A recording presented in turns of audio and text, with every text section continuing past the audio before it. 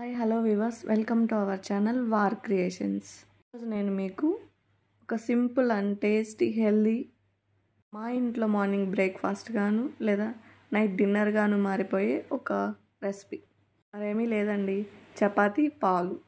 దీనికోసం మనకు కావాల్సింది చపాతీ, పాలు, పంచదార. చపాతీని చిన్న చిన్న పీసెస్గా చేసుకొని ఒక బౌల్లో వేసుకోవాలి. ఒక 3 చపాతీస్ని పీసెస్ చేశాను. రుచికి సరిపడా షుగర్, నేను 3 టేబుల్ స్పూన్ షుగర్ వేసాను. దీనికోసం మనం ముందుగా పాలని వేడి చేసుకొని పక్కన పెట్టుకోవాలి. ఇందులో వేడివేడిగా ఉన్న పాలను పీసెస్ మునిగేదాకా పోసుకోవాలి. పోసుకొని పంచదార కరిగే వరకు స్పూన్తో తిప్పుకోవాలి. ఎక్కువసేపు పట్టదు, ఒక 1 మినిట్.